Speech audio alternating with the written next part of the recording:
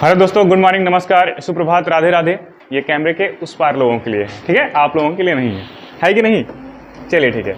और आप सब लोग ठीक ही हैं? तो हम भैया पढ़ रहे थे कौन सा? बौद्ध धर्म पढ़ रहे थे। क्या पढ़ रहे हैं भैया हम लोग? बौद्ध धर्म पढ़ रहे हैं। हमने बुद्ध की जो भी जीवनी थी उनके बारे में थोड़ा सा देखा, और भैया हमने ज्ञान प्राप्त तक आज पिछली क्लासों में पढ़ लिया है। मतलब हमने कहा कि बुद्ध जी को, किसको भैया? बुद्ध जी के ज्ञान के बारे में हमने पढ़ लिया है कि नहीं? एक बार सभी लोग बताएंगे कि हमने बुद्ध जी को ज्ञान कब प्राप्त हुआ, कहाँ प्राप्त हुआ, कौन से स्थान में प्राप्त हुआ, सभी क्या किया है, हमने पढ़ लिया है। अब भैया थोड़ा सा ये वाला रिवीजन करके आगे टॉपिक पे चलेंगे। देखो, हमने कहा भैया बुद्ध जी को ज्ञान की प्राप्ति कब हुई, तो हमने आपको बताया है 35 वर्ष की अवस्था में। कब भैया? 35 वर्ष की अवस्था में। जब बुद्ध जी 35 वर्ष के होते हैं, 6 साल तक क्या किया इन्होंने? तब किया है 6 साल तक तब करते हैं भैया। तो 35 वर्ष की अवस्था में क्या प्राप्त होता है इनको? ज्ञान प्राप्त होता है। ये हमने आपको बता दिया है, 35 वर्ष की अवस्था में ज्ञान प्राप्त होता है। बात आती है भैया कौन से स्थान पे ज्ञान प्राप्त होता है? बताएंगे सभी लोग, कौन से स्थान पे ज्ञान प्राप्त होता है? कौन सी नदी के किनारे इनको ज्ञान प्राप्त होता है, और कौन से वृक्ष के नीचे? देखिए स्थान गएगा भैया, कौन सा स्थान है बताएंगे? उरुवेला। कौन सा है भैया? उरुवेला। उरुवेला क्या है भैया? अगर उरुवेला नहीं मिलता है तो क्या मिलेगा आपको? क्या मिलेगा? बोध गया। क्या मिलेगा भैया? बोध गया। बोध गया बिहार मिलेगा, ठीक है। और भैया नदी कौन सी मिलेगी? हमने कहा निरंजना नदी मिलेगी। कौन सी नदी मिलेगी? निरंजना नदी मिलेगी। पीपल का वृक्ष मिलेगा। बाद में ये जो पीपल का वृक्ष है इसको क्या कह देंगे? बोधि वृक्ष कह देंगे। क्या कह देंगे भैया? बोधि वृक्ष, ठीक है ना। तो यहां तक हमने आपको क्या किया भैया? बता दिया पिछली क्लासों में, और आप सभी को क्या होगा वो याद भी होना चाहिए आपको। तो यहां तक हम कंप्लीट कर चुके हैं। इसके आगे भैया जो हेडिंग बनाएंगे, अब इनको ज्ञान प्राप्त हो गया, अब क्या करेंगे बुद्ध जी? अपना उपदेश देंगे। अब इनको ज्ञान की प्राप्ति हो गई है, अब अपनी शिक्षाएं बताएंगे लोगों को कि भैया ऐसे ऐसे आप बौद्ध धर्म से जुड़िए, हमारी बौद्ध धर्म की शिक्षाएं ये हैं, ये उनका पालन आप करिए। तो चलेंगे आगे। आगे क्या हेडिंग बनाएंगे भैया? बौद्ध धर्म में जो बुद्ध जी ने उपदेश दिए हैं। देखिए जो भैया आपके गौतम बुद्ध जी हैं, जो गौतम बुद्ध जी हैं, कौन भैया? गौतम बुद्ध जी। गौतम बुद्ध जी, गौतम बुद्ध। हेडिंग बना लेंगे भैया ऐसे, गौतम बुद्ध। और इसमें अब आपको लिखना क्या है? इसमें हमको ये जानना है भैया इन्होंने पहला उपदेश अपना कहाँ दिया। जी भैया बात आती भैया, हाँ, ऋषिपत्तनम। देखिए सारनाथ को ही कहीं कहीं आपका नाम मिलता है ऋषिपत्तनम, ठीक है, उत्तर प्रदेश में। तो भैया बात आएगी इन्होंने पहला उपदेश कहाँ दिया? कौन सा उपदेश भैया? पहला उपदेश कहाँ दिया? सब लोग आराम से लिखते चलेंगे साथ में, पहला उपदेश। तो भैया जब एक बात आएगी पहला उपदेश कहाँ दिया, तो कहाँ दिया? सारनाथ में दिया। अगर आपको समझ नहीं आएगा तो आप बिल्कुल निश्चिंत हैं, पूछ लीजिएगा, ठीक है ना। तो भैया कहाँ दिया? सारनाथ। अगर आपको कभी सारनाथ ऑप्शन में नहीं दिया रहेगा तो आपको लिखा रहेगा ऋषिपत्तनम। क्या लिखा रहेगा भैया? ऋषिपत्तनम आपको लिख के मिलेगा, ठीक है, तो घबराना नहीं है। और भैया स्थान कहाँ पढ़ते हैं? तो भैया ये आपका उत्तर प्रदेश में पड़ता है, ठीक है ना, उत्तर प्रदेश में पड़ता है। तो गौतम बुद्ध जी को जब ज्ञान प्राप्त हो गया तो इन्होंने पहला उपदेश कहाँ दिया? सारनाथ में दिया। और जो भैया पहला उपदेश दिया, बात आए कौन सी भाषा में दिया?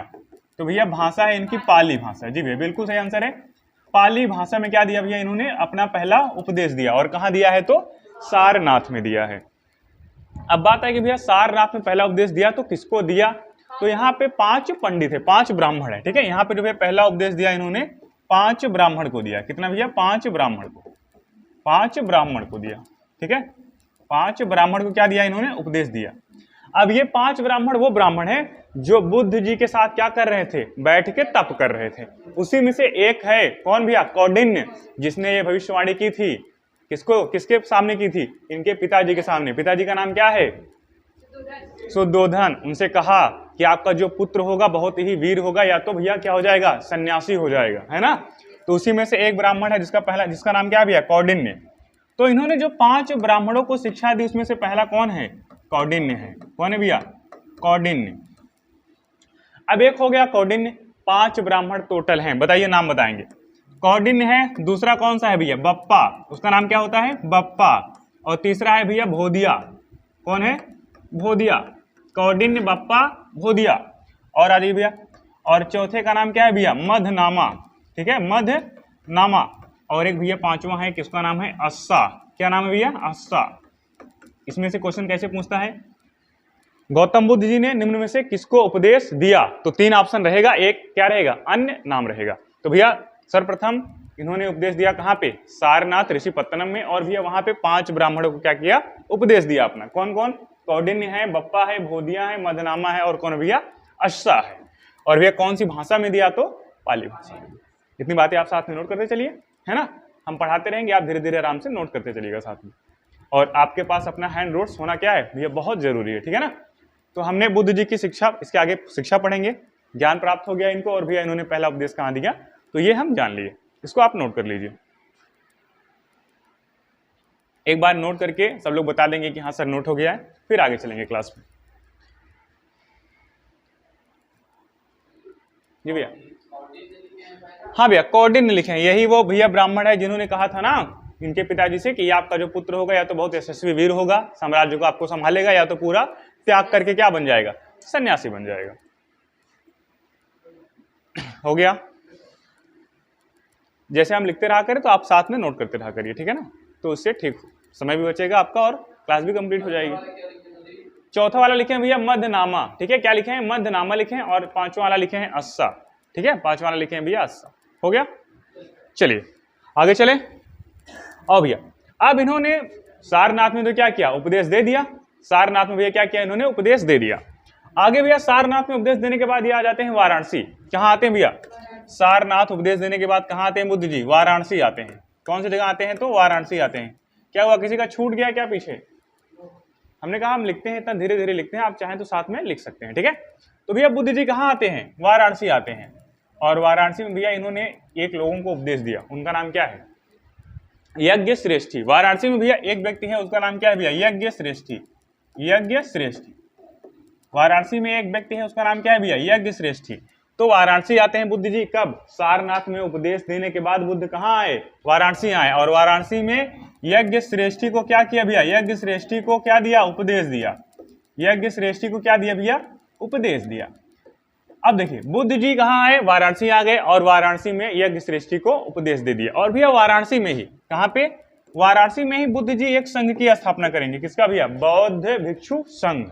वाराणसी में ही, मतलब यहीं पे आप ऐसे लिख सकते हैं, यहीं पे या फिर यहीं पर बुद्ध जी ने, यहीं पर बुद्ध जी ने क्या किया भैया, बौद्ध भिक्षु संघ की क्या की, स्थापना की। कभी आपसे पूछे बौद्ध भिक्षु संघ की स्थापना कहाँ हुई, तो कहाँ बताएंगे, वाराणसी में। जी भैया, बौद्ध भिक्षु संघ, बौद्ध भिक्षु संघ की स्थापना की,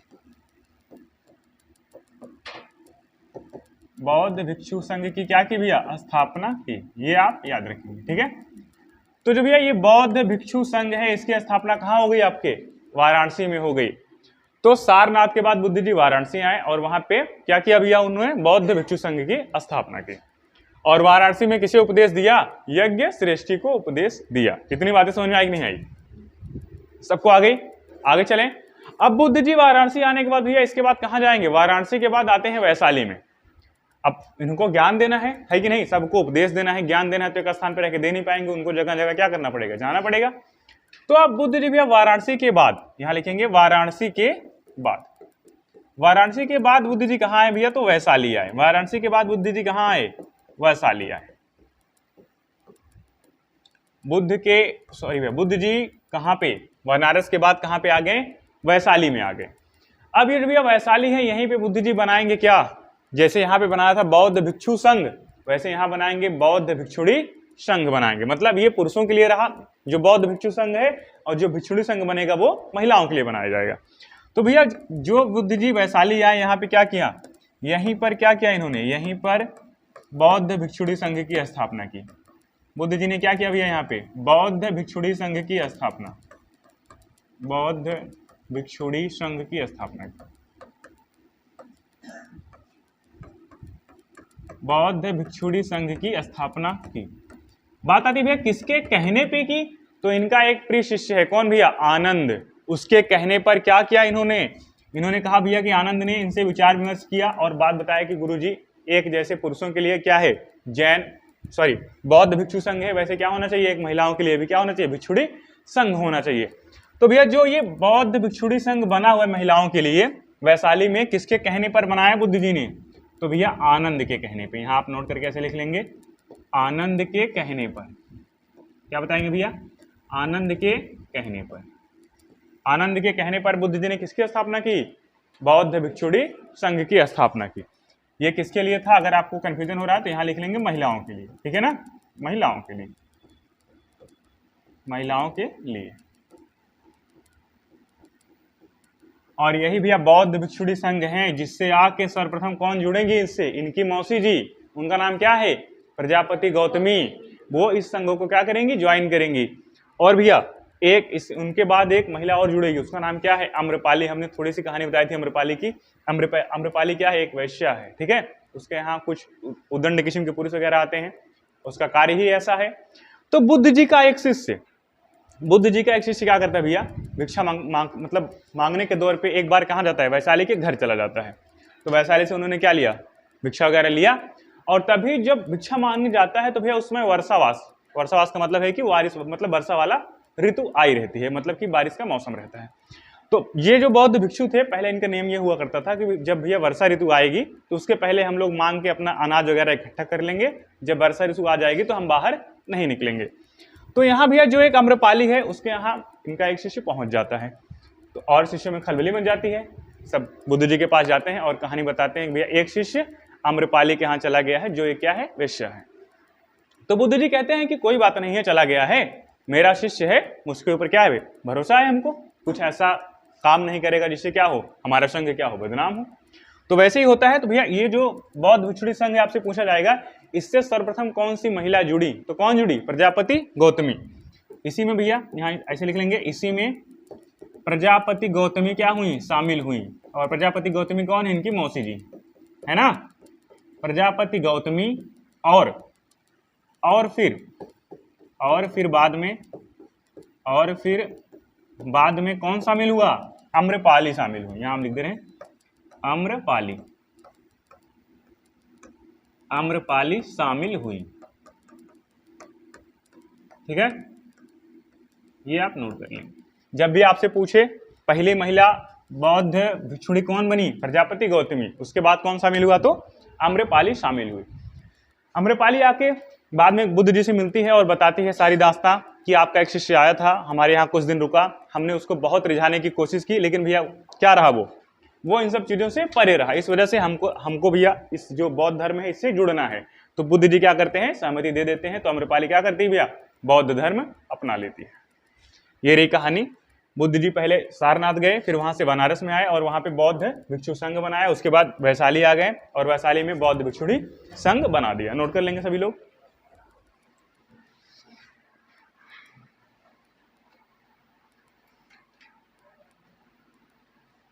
और किसके कहने पे बनाया है भैया? ये बौद्ध भिक्षु आनंद के कहने पे। बात आएगी भैया आनंद कौन है? अगर कभी आपसे क्वेश्चन पूछ लिया कि आनंद कौन है, तो आनंद क्या है भैया? बुद्ध जी का शिष्य है। यहां मैं लिख दे रहा हूं, क्या है ये? बुद्ध जी का प्रिय शिष्य है। गौतम बुद्ध जी का क्या है भैया? प्रिय शिष्य कौन है? आनंद है, प्रिय शिष्य है। मतलब ये गौतम बुद्ध जी के साथ बेचारा हमेशा रहता था। आ जाइए बिल्कुल आइए, आ जाइए।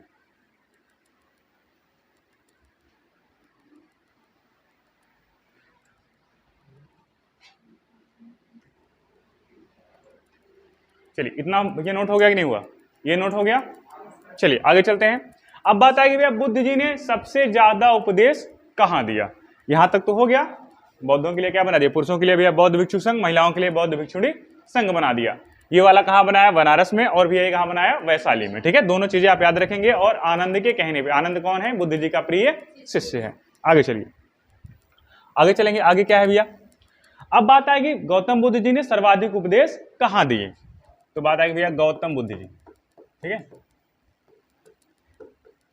देखिए हम बार बार गौतम बुद्ध जी इस वजह से ऐसे लिख के बताते हैं ताकि आपको कंफ्यूज ना हो कि बात किसकी हो रही है, ठीक है ना। तो भैया गौतम बुद्ध जी ने सर्वाधिक उपदेश कहाँ दिए? यहां हम लिख दे रहे हैं ऐसे, सर्वाधिक उपदेश कहाँ दिए? सर्वाधिक उपदेश दिए तो बताएंगे सभी लोग भैया कहाँ दिए? श्रावस्ती में दिए, ठीक है। सर्वाधिक उपदेश कहाँ दिए भैया इन्होंने? तो श्रावस्ती में दिया। अब बात है कि भैया और सर्वाधिक अनुयायी कहाँ बने? अब बात यह है, अगर आप सोचिए अपने दिमाग से, जहां बुद्ध जी ने सर्वाधिक उपदेश देंगे, सबसे ज्यादा दिन तक रहेंगे, तो वहीं के क्या लोग प्रभावित होंगे और वहीं क्या होंगे? सबसे ज्यादा अनुयायी बनेंगे। तो जो आपका भैया ये श्रावस्ती है, जो आपका ये श्रावस्ती है, यहीं पर बुद्ध जी ने क्या किया, सबसे ज्यादा उपदेश दिए और सबसे ज्यादा अनुयायी, और क्या हुआ भैया, सबसे ज्यादा अनुयायी का मतलब होता है अनुगमन करने वाले, उनकी शिक्षाओं का क्या भैया, अनुगमन करने वाले। तो सबसे ज्यादा अनुयायी या सबसे अधिक अनुयायी कह सकते हैं, सबसे ज्यादा अनुयायी, अनुयायी मतलब भैया बुद्ध जी के शिक्षाओं पे चलने वाले लोग। सबसे ज्यादा अनुयायी कहाँ बने, श्रावस्ती में ही बने, और श्रावस्ती में क्या किया इन्होंने, सर्वाधिक उपदेश दिया। इसमें कोई डाउट है किसी को, कोई कंफ्यूजन नहीं होना चाहिए, और एकदम सिंपल सी चीजें हैं। सबसे ज्यादा उपदेश जहां देंगे वहीं क्या बनेंगे, सबसे ज्यादा भैया क्या बनेंगे, उनके अनुयायी बनेंगे, उनके धर्म को मानने वाले बनेंगे। तो भैया ये हो गया आपका गौतम बुद्ध जी ने जो सबसे अधिक शिक्षा दी। आ जाइए, इसके बाद भैया आएगा बात, गौतम बुद्ध जी ने अपना भैया अंतिम उपदेश कहां दिया, अंतिम उपदेश। तो भैया अंतिम उपदेश कहां देंगे, आप लोग सुने होंगे भैया गौतम बुद्ध जी ने अपना अंतिम उपदेश दिया कौन सी जगह पे, कुशीनगर में, है ना। कहां दिया, कुशीनगर में दिया। कौन सी जगह में, कुशीनगर में दिया, ठीक है। कुशीनगर में अंतिम उपदेश दिया। और कुशीनगर में किसको अपना अंतिम उपदेश दिया, तो एक व्यक्ति है, उसका नाम क्या है भैया, सुभद्र। कौन व्यक्ति है भैया, उसका नाम क्या है, सुभद्र, ठीक है। तो कुशीनगर में सुभद्र, किसे भैया, सुभद्र को। कुशीनगर में एक व्यक्ति है, उसका नाम है भैया सुभद्र। सुभद्र, सुभद्र को अपना अंतिम उपदेश दिया, सुभद्र को अपना अंतिम उपदेश दिया, अंतिम उपदेश दिया। और बहुत बार क्वेश्चन पूछा गया है, ठीक है, उपदेश दिया। देखिए जब बुद्ध जी अपने अंतिम क्षण गिन रहे थे तो वहां पे आनंद भी था, और सुभद्र बाहर बैठ के रो रहा था कि गुरु जी अगर आप नहीं रहेंगे तो ये धर्म कैसे चलेगा, इसका प्रचार प्रसार कैसे होगा। तो बुलाते हैं कि भैया सुभद्र को बुलाओ, गौतम बुद्ध जी बुलाते हैं और उनको अच्छे से समझाते हैं, मतलब अच्छे से शिक्षा देते हैं, उपदेश देते हैं। किसे देते हैं, सुभद्र को देते हैं। तो भैया सुभद्र वो व्यक्ति है जिसे बुद्ध जी ने क्या किया, अपना अंतिम उपदेश दिया है। और अंतिम उपदेश कौन से स्थान पे दिया है, तो कुशीनगर में। आप जानते हैं कुशीनगर कौन से राज्य में पड़ता है, यूपी में पड़ता है, ठीक है। अगर किसी को कंफ्यूजन हो तो आप लिख सकते हैं, ठीक है। कुशीनगर कहाँ पड़ता है आपका, उत्तर प्रदेश में पड़ता है। अब देखिए भैया एक क्वेश्चन बनता है ऐसे है, जो बुद्ध जी हैं इन्होंने सर्वाधिक वर्षावास कहाँ बिताए। देखो वर्षावास का क्या मतलब है, अभी हमने जैसे बताया आपको, वर्षावास का मतलब है कि बारिश के समय में, ठीक है। सर्वाधिक यहां लिख लेना आप लोग, सर्वाधिक वर्षावास, ठीक है, ऐसे लिख लेना। सर्वाधिक वर्षावास बुद्ध जी ने कहाँ बिताए, तो भैया कौन सी जगह बिताएंगे, श्रावस्ती में ही बिताएं, ठीक है, श्रावस्ती में ही बिताएं। और एक क्वेश्चन आपका देखने को मिला है, उसने कहा मतलब पूछा गया ये कि बुद्ध जी ने अपना अंतिम वर्षावास, जैसे वर्ष क्या, वर्षावास अंतिम मतलब क्या है कि अंतिम वर्षावास मतलब ये है कि वर्षा ऋतु क्या होने वाली है, खत्म होने वाली है ना। तो अंतिम वर्षावास कहाँ बिताया, तो भैया बुद्ध जी ने अपना अंतिम वर्षावास कहाँ बिताएंगे, कुशीनगर में बिताएंगे। कौन से राज्य में भैया, कौन सी जगह पे, तो कुशीनगर में, ठीक है। कौन से स्थान पे, कुशीनगर में बिताएंगे, ये आप क्वेश्चन नोट करेंगे। और कुशीनगर क्या है भैया, मल्लों की राजधानी है। कुशीनगर किसकी राजधानी है, मल्ल की राजधानी है, मल्ल की राजधानी, जी भैया मल्ल की क्या भैया राजधानी है। और ऐसे ही जो आपका भैया क्या है, श्रावस्ती किसकी राजधानी है बताएंगे, कोसल की राजधानी है ना, जानते होंगे कुछ लोग। श्रावस्ती किसकी राजधानी है, कोसल की राजधानी है, ठीक है। अगर आपको नहीं पता है तो यहाँ नोट कर लेंगे ऐसे। श्रावस्ती किसकी राजधानी है भैया, कोसल की राजधानी। और जो आपका कुशीनगर है किसकी राजधानी है, तो मल्ल की राजधानी। तो भैया जब आपसे क्वेश्चन पूछे बुद्ध जी ने सर्वाधिक वर्षावास कहाँ बिताया, तो क्या आंसर होगा, श्रावस्ती। और अपना अंतिम वर्षावास कहाँ बिताएंगे, तो कुशीनगर में बिताएंगे। एक एक बातें आप इसकी नोट कर लेंगे।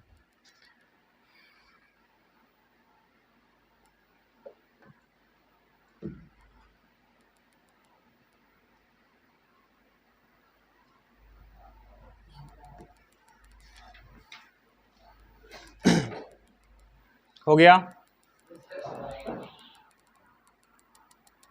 चले आगे। अब देखिए भैया बात आएगी बौद्ध धर्म की शिक्षाएं क्या थी। जैसे हमने आपको जैन धर्म बताया था शिक्षाएं, सत्य, अहिंसा, अपरिग्रह, अस्तेय, इस तरीके से जो शिक्षाएं थी, वैसे क्या आपको बौद्ध धर्म में ही पढ़ना पड़ेगा, ठीक है। लेकिन बौद्ध धर्म की शिक्षाएं क्या थोड़ा सा अलग है। हेडिंग बना लेंगे, अभी बनाएंगे बौद्ध धर्म की शिक्षाएं। आप लोग ऐसे हेडिंग बना लेंगे, बौद्ध धर्म की शिक्षाएं, बौद्ध धर्म की शिक्षाएं। हेडिंग क्या है आपकी, तो बौद्ध धर्म की शिक्षाएं, ठीक है, बौद्ध धर्म की शिक्षा। आ जाओ भैया, बौद्ध धर्म की शिक्षा थोड़ा समझते हैं। इसमें जो गौतम बुद्ध जी हैं उन्होंने 4 ये आर्य सत्य बताए हैं। कितने भैया? 4 आर्य सत्य बताए। शिक्षाओं में क्या बताया उन्होंने भैया? 4 क्या बताए? आर्य सत्य बताए। 4 आर्य सत्य बताए। क्या क्या बताए भैया? इन्होंने पहला आर्य सत्य जो बताया उसमें कहा कि दुख है, मतलब जो संसार है क्या है, ये दुखमय है। संसार क्या है? पूरा दुखों से भरा है। तो आप लिखेंगे भैया संसार क्या है भैया? दुख है। क्या है संसार में? मतलब दुख है। क्या है भैया? दुखमय है या दुख है। और उन्होंने दूसरा बताया कि दुख का क्या है भैया? कारण भी है। जी भैया, दुख का क्या है? कारण है। ऐसे ही किसी को अनायास दुख नहीं होता है, दुख का क्या होता है? कुछ ना कुछ कारण होता है। तो भैया दुख का क्या है भैया? कारण है। दुख है, दुख का क्या है? कारण है। और भैया तीसरा इन्होंने बताया दुख का क्या है भैया? निराकरण भी है, मतलब दुख का समाधान भी है, उपाय भी है। जी क्या है भैया? दुख का उपाय भी है, दुख का निराकरण भी है। निराकरण, दुख का क्या है भैया? निराकरण है। और इन्होंने जो चौथा आर्य सत्य बताया, क्या बताया? कि ये जो चीजें हैं ये कैसे समाधान इनका है, उसके लिए अष्टांगिक मार्ग बताएं। देखो भैया, जो ये निराकरण है, दुख का जो निराकरण है, तो भैया दुख के निवारण के लिए, दुख के निवारण के लिए, दुख के निवारण के लिए, दुख के निवारण के लिए अष्टांगिक मार्ग बताए। अष्टांगिक, अष्टांगिक का मतलब क्या होता है भैया? अष्टांगिक का मतलब 8 मार्ग। ठीक है, अष्टांगिक मार्ग बताए। तो आपको समझ में आया? अभी आपको हम बताएंगे कि अष्टांगिक मार्ग क्या है, इनसे भी क्वेश्चन बना है। ठीक है, तो आपको 8 मार्ग हम बताएंगे, आपको याद करना पड़ेगा। देखो, निराकरण का मतलब सीधा सा है कि दुख का क्या है भैया? समाधान है। अब समझ में आया?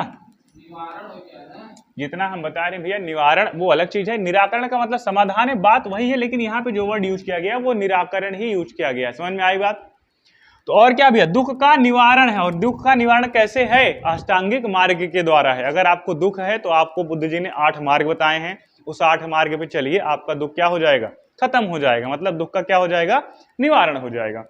तो ये भैया क्या है? 4 आर्य सत्य हैं, या क्या है भैया? बौद्ध धर्म की शिक्षा है। आ जाइए, देखिए भैया जो बौद्ध धर्म की शिक्षाएं हैं वो भैया कितनी हैं? 4। वही क्या है भैया? 4 आर्य सत्य हैं। तो भैया उन्होंने 4 आर्य सत्य में क्या क्या बताया? दुख है, दुख का कारण है, और दुख का क्या है भैया? निराकरण भी है, और दुख के निवारण के लिए क्या मार्ग है? अष्टांगिक मार्ग है। समझ में आई बात? कि अगर आपको जीवन में दुख है तो आप बुद्ध धर्म के क्या करिए भैया? बौद्ध धर्म के अष्टांगिक मार्ग को अपनाइए, आपका दुख क्या हो जाएगा? खत्म हो जाएगा। तो अभी हम आपको बताएंगे कि अष्टांगिक मार्ग क्या क्या बुद्ध जी ने बताए हैं। यह नोट हो गया? पीछे भैया छूटा तो नहीं किसी का ना? चलो आगे आओ, अब हेडिंग बना लेंगे। क्या हेडिंग बनाएंगे? बौद्ध धर्म के अष्टांगिक मार्ग। बौद्ध धर्म के अष्टांगिक मार्ग, बौद्ध धर्म के अष्टांगिक मार्ग, बौद्ध धर्म के अष्टांगिक मार्ग।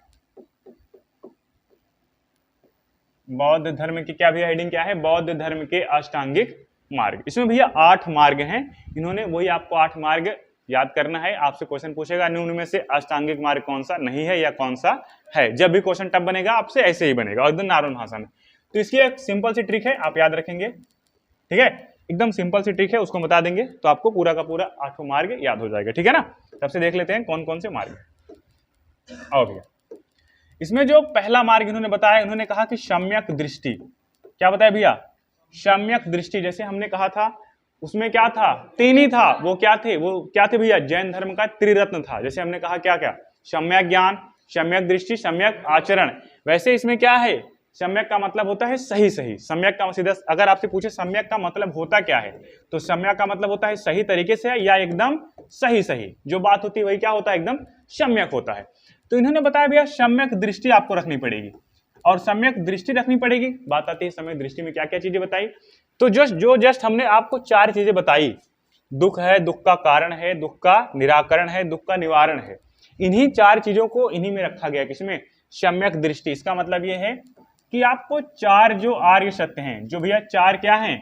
आर्य सत्य हैं, इनमें क्या करना पड़ेगा? 4 आर्य सत्य में आपको विश्वास रखना पड़ेगा। आपको क्या रखना पड़ेगा? विश्वास रखना पड़ेगा। विश्वास रखना पड़ेगा मतलब क्या है भैया? विश्वास रखना पड़ेगा मतलब आपको ये मानना पड़ेगा कि हाँ भैया क्या है, संसार दुखमय है और दुख का क्या होता है? एक कारण होता है, और दुख का भैया निवारण भी है और दुख का क्या है? निराकरण भी है। तो आपको ये चारों चीजों में क्या रखना पड़ेगा? विश्वास रखना पड़ेगा। उसे क्या कहेंगे? सम्यक दृष्टि कहेंगे। आगे आइए भैया, दूसरी बात क्या आएगी? अब क्या लेंगे? अब आप इस पे विश्वास करिए और क्या लीजिए? संकल्प लीजिए। तो भैया दूसरा क्या होने वाला है आपका? सम्यक संकल्प। क्या होने वाला भैया? सम्यक संकल्प होने वाला है। क्या होने वाला है? सम्यक संकल्प मतलब सही सही आपको संकल्प लेना पड़ेगा। आगे आइए, तीसरा मार्ग क्या बताया इन्होंने भैया? तीसरा मार्ग ये बताया, अब आपने संकल्प तो ले लिया, अब आपको अच्छी वाणी, अच्छी भाषा का भी क्या करना पड़ेगा भैया? प्रयोग करना पड़ेगा। जैसे आप सुने होंगे, जो आपकी वाणी और भाषा है आपका कई बार क्या करता है? कैरेक्टर डिसाइड करता है। जैसे आपने किसी से गुस्से में बोल दिया, वहां आपको 2-3 हाथ पड़ गया। मीठा बोल दिए तो सब लोग कहेंगे बड़ा अच्छा बोलता है, बड़ा मीठा बोलता है। तो जो भाषा है ये आपको मार भी खिला सकती है और आपको सम्मान भी दिला सकती है, ठीक है कि नहीं? जो भाषा है भैया वो आपका भैया अपमान भी करा सकती है और आपको सम्मानित भी करा सकती है, ठीक है? देखो भैया, जो ट्रिक है इसकी क्या है, थोड़ा सा हम ट्रिक बता दें आप लोगों को, तो इससे आपको हेल्प मिलेगा। देखिए, अगर आप ट्रिक इसका निकालेंगे तो मिलेगा आपको भैया क्या? दृंस। क्या मिलेगा? दृंस। देखो भैया, इसकी ट्रिक क्या है? देखो, इसका जो पहला लेटर है उसी को लेकर बनाया गया है, ठीक है? दृंस वाक, दृक दृक क्या भैया? दृंस वाक और भैया क्या है? व्यायाम, ठीक है? अव्याम, अव्याम और भैया लास्ट में आपका होने वाला है अव्याम स्तुति। अव्याम, दृष्ट वाक, अव्याम, ऐसे लिखना, अव्यास और भैया लिखा है समाधि, अव्यास समाधि। इसमें देखो थोड़ा सा हल्का हल्का से आपको हेल्प मिलेगा। देखिए क्या क्या हेल्प मिल रहा है आपसे। जो इसमें पार्टिकुलर अक्षर हैं, एक एक शब्द को क्या करते हैं? डिसाइड करते हैं। यहाँ पे क्या भी है? दृ है तो क्या हो गया? सम्यक दृष्टि हो गया। यहाँ पे क्या है? स है तो ये क्या हो गया? सम्यक संकल्प हो गया। आगे आएंगे तो हमने जैसे कहा, क्या कहा? वाणी कहा है ना, तो सम्यक वाणी हो गई। कैसे क्या हो गया भैया? आपका सम्यक कर्म हो गया। आज से क्या है भैया? आपकी सम्यक आजीविका हो गई। मतलब आपको सही तरीके से कमाना पड़ेगा, ठीक है? चोरी या फिर 2 नंबर का काम करके मत कमाइए, ठीक है? नहीं तो आपको दुख झेलना पड़ेगा। इसका मतलब ये है। ये क्या भैया? सम्यक व्यायाम। आपको अपने शरीर को स्वस्थ रखने के लिए क्या करना पड़ेगा? व्यायाम भी करना पड़ेगा। ये भैया स्तुति, स्तुति का मतलब है कि आपकी एक सही सोच, ठीक है? स्तुति का मतलब है सही मेमोरी, सही सोच होनी चाहिए। और समाधि का मतलब ये है भैया कि एकदम सम्यक समाधि। आगे आइए, यहीं से हम हेल्प लेते हैं थोड़ा सा। ये हो गया सम्यक दृष्टि, दूसरा क्या है? सम्यक संकल्प, और तीसरा क्या हो जाएगा? सम्यक वाणी हो जाएगी। क्या हो जाएगी भैया? सम्यक वाणी हो जाएगी। हमने कहा वाणी का मतलब जस्ट भाषा से है, आपको अच्छी वाणी, अच्छी भाषा का प्रयोग करना चाहिए। और भैया क्या है? चौथा आपका क्या हो जाएगा? उसके बाद क्या है? आ है तो सम्यक आजीविका। क्या हो जाएगी भैया? सम्यक आजीविका हो जाएगी। आजीविका का मतलब हमने क्या बताया आपको भैया? सही सही तरीके से आपको धन अर्जित करना हो, ठीक है? अपनी आजीविका को जीने के लिए सही तरीके से क्या करना है? आपको धन अर्जित करना है। चलिए बताइए भैया, पांचवा कौन सा है? हमने कहा सम्यक कर्म। आपका कर्म क्या होना चाहिए? सही होना चाहिए। सम्यक कर्म, तभी जाके नौकरी मिलेगी। अच्छे से कर्म करोगे, है कि नहीं? अगर आप अपना काम, अपना कर्म 100% करते हैं तभी तो क्या होगा? आपको सफलता मिलेगी। तो भैया क्या हो गया? सम्यक संकल्प, सम्यक वाणी, सम्यक आजीविका, सम्यक कर्म। आगे आएंगे उसके बाद क्या है भैया? कर्म के बाद क्या है? व्यायाम। थोड़ा सा उल्टा हो रहा है क्या? उसमें कर्म का कोई मायने नहीं रखता, ठीक है? आपको ट्रिक, अगर ट्रिक के माध्यम से रखेंगे जो निकल के आएगा वो रख देंगे, अगर आप उल्टा सीधा कर देंगे कोई दिक्कत नहीं, इसमें कर्म कोई मायने नहीं रखता। अगला भैया छठवां लिख देते हैं, सम्यक व्यायाम। जी भैया, सम्यक व्यायाम।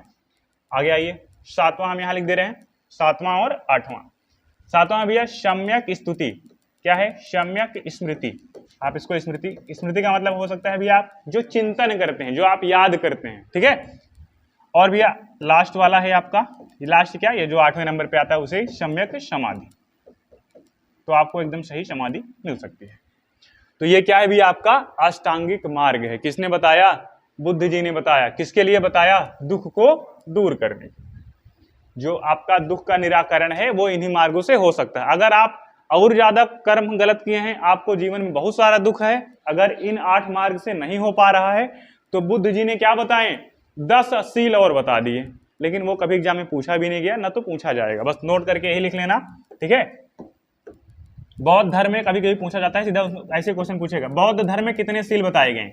तो भैया बौद्ध धर्म में 10 सील बताए गए, बस इतना लिख लेना ऐसे, 10 सील बताए गए। सील का मतलब ये भैया बौद्ध शिक्षा है, इसमें सील का मतलब क्या है? बौद्ध शिक्षा है। सील का सीधा सा मतलब क्या है भैया? इसमें बौद्ध शिक्षा है। अगर आपको जानना है कि हाँ हमको ये शिक्षा क्या क्या है, तो आपको क्या पढ़ना पड़ेगा? बुद्ध चरित पढ़ना पड़ेगा, ठीक है। जो किसने लिखा है? हर्ष किसने लिखा है? बाणभट्ट ने लिखा है ना बुद्ध चरित। किसने लिखा है? हर्षवर्धन लिखेगा गधा, हर्षवर्धन के दरबार में रहता था वो, उसने लिखा है।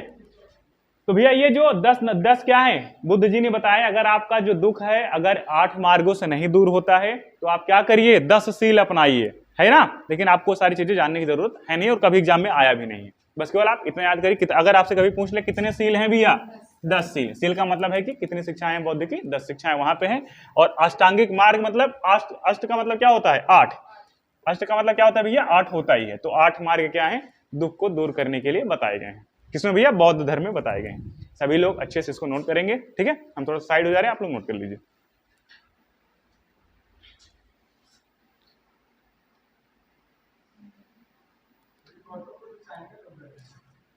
क्या भैया? चाइना इनके शिष्य गए थे, ये भी शायद गए थे, बता नहीं सकते यार चाइना कब गए थे, किसी को पता है क्या? बुद्ध जी चाइना भी गए थे, हो सकता है। शिक्षा का प्रचार प्रसार करने के लिए फिलहाल उतना तो डीप नॉलेज नहीं है, चाइना गए थे कि नहीं गए थे। अभी जब इनकी मृत्यु के बाद भैया जब ये हीनयान और महायान 2 धर्म में विभाजित हो जाएगा, तो इनका जो हीनयान महायान जो धर्म है उसमें से एक धर्म का प्रचार प्रसार आपका चाइना इस तरीके के देशों में भी देखने को मिल सकता है, ठीक है। तो नोट हुआ, ये नोट हुआ कि नहीं हुआ? तो भैया जो हमने बताया बौद्ध धर्म का भैया जो पहला उपदेश था वो हमने बता दिया। फिर उसके बाद बौद्ध जी कहाँ आए? बनारस गए, फिर वैशाली आए, और भैया क्या हो गया? ये आपका 8 अष्टांगिक मार्ग हो गया। ये समझ में आ गया? सबका नोट हुआ? इधर आप नोट कर रहे हैं, लिख लीजिए। आप लोगों का नोट हो गया? चलिए उधर नोट हुआ, पीछे चलो आगे चलें। आगे आपको केवल ये बताएं थोड़ा सा, जैसे बुद्ध जी के जन्म से जो संबंधित प्रतीक हैं, ठीक है, क्या प्रतीक क्या बताता है, जैसे आपसे एग्जाम में क्वेश्चन सीधे डायरेक्ट देखने को।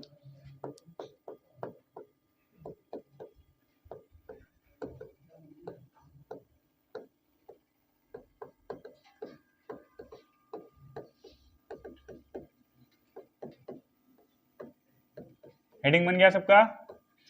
गौतम बुद्ध जी से संबंधित क्या है भैया? प्रतीक है। देखो इसमें क्वेश्चन कैसे बनता है, आपसे सीधा सा कहेगा गौतम बुद्ध जी के जन्म का प्रतीक क्या है।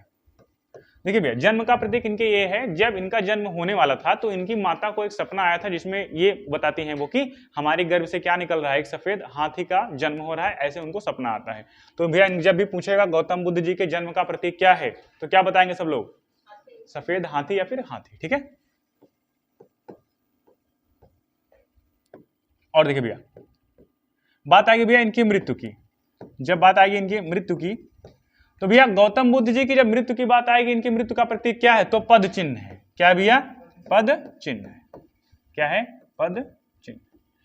और यहीं पे आप नोट बना के लिख लेंगे, जैसे हमने बताया। देखो यहाँ पे थोड़ा सा एक छूट गया हमसे, कौन सा? जब अपना पहला उपदेश इन्होंने दिया, ठीक है। देखो थोड़ा सा ये पीछे आएंगे, थोड़ा सा एक स्लाइड, अभी हमने वहां पे याद आ गया। जो सारनाथ में पहला उपदेश दिया, इस घटना को क्या कहते हैं? बहुत बार क्वेश्चन पूछा गया है। जो भैया बौद्ध धर्म है, गौतम बुद्ध जी ने पहला उपदेश जहां हमने लिखा है सारनाथ, वहां सब लोग आ जाएंगे एक बार अपने पेज को पीछे से। पूछेगा क्वेश्चन भैया पहला उपदेश जो इन्होंने दिया, इस घटना को क्या कहते हैं? तो भैया इस घटना को क्या कहते हैं? धम्म चक्र प्रवर्तन, ऐसे लिख लेंगे। क्या कहते हैं भैया? धम्म चक्र प्रवर्तन कहते हैं। क्या कहते हैं? धम्म चक्र प्रवर्तन कहते हैं। धम्म चक्र प्रवर्तन, धम्म चक्र प्रवर्तन किसे, अगर आपसे कभी क्वेश्चन पूछे भैया धम्म चक्र प्रवर्तन क्या है, बुद्ध जी का पहला उपदेश ही क्या कहलाता है? धम्म चक्र प्रवर्तन कहलाता है। जैसे हमने बताया आपको, जब बुद्ध जी ने 29 वर्ष की अवस्था में अपने घर को छोड़ दिया, तो उस घटना को क्या कहते हैं? महाभि निष्क्रमण कहते हैं। वैसे ही जब इनको ज्ञान प्राप्त होता है तो उस घटना को क्या कहते हैं? संबोधि कहते हैं। वैसे भैया जब इन्होंने पहला उपदेश जब दिया तो इसे क्या कहेंगे? धम्म चक्र प्रवर्तन कहेंगे। ये नोट हुआ? तो वैसे ही भैया जब बुद्ध जी आएंगे, जब ये इनकी मृत्यु हो जाएगी, तो इस घटना को, यही हम लिखा रहे हैं यहाँ पे, नोट क्या लिखना है आपको? बुद्ध जी की मृत्यु की घटना को, मतलब गौतम बुद्ध जी की मृत्यु की घटना को क्या कहते हैं, ठीक है। मृत्यु की घटना को क्या कहते हैं? ऐसे सीधा सा आपसे क्वेश्चन पूछेगा, घटना को क्या कहते हैं?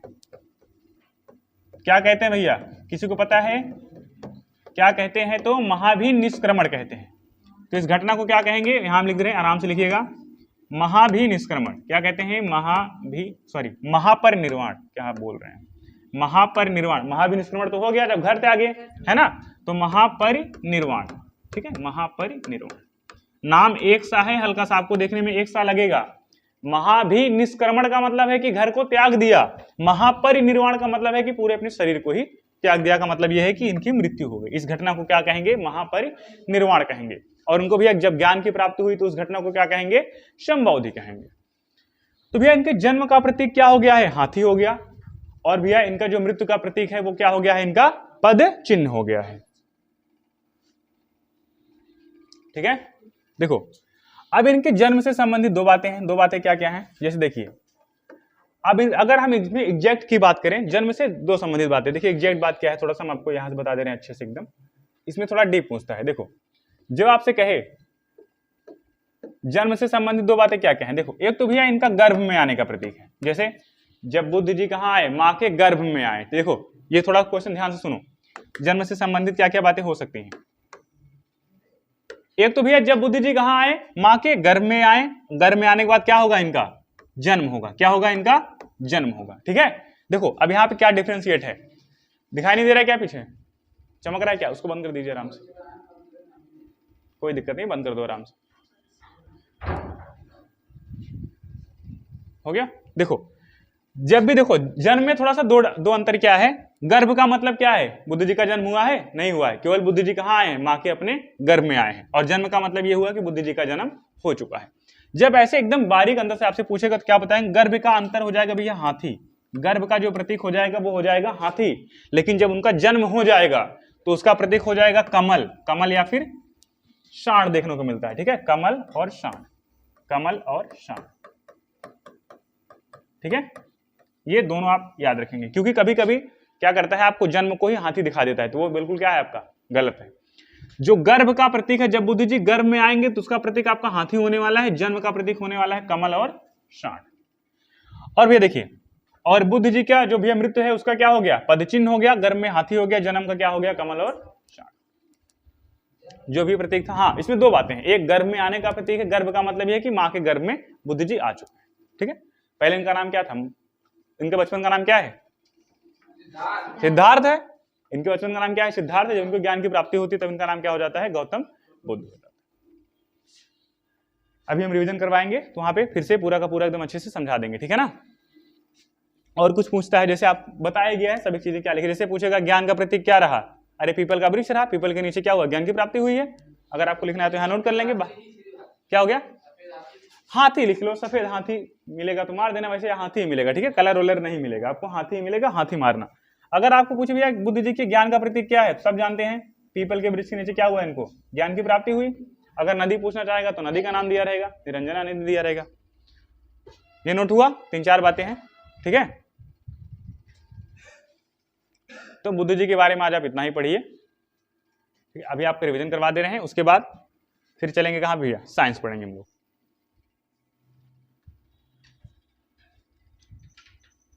हो गया? चलिए ठीक है, अपना ख्याल रखिए। और आज के लिए बस इतना ही। धन्यवाद। ये ऑनलाइन ले, ठीक है, क्लास के लिए आओ। ये